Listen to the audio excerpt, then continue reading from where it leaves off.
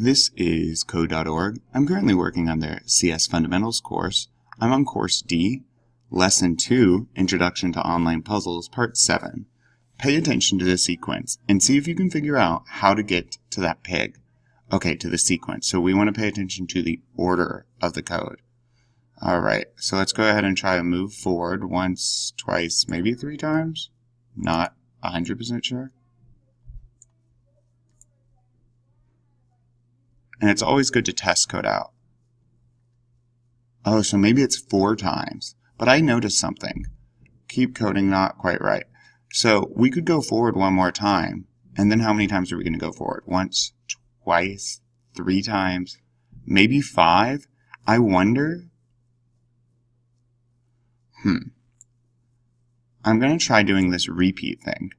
And it looks like if I put code inside of it, I'm going to put move forward inside of it.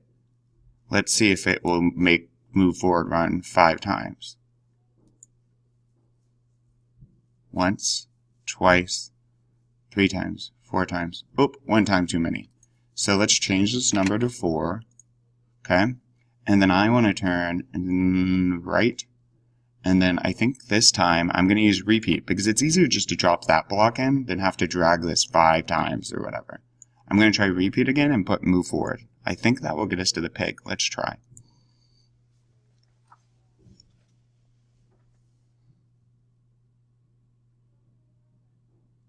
Perfect.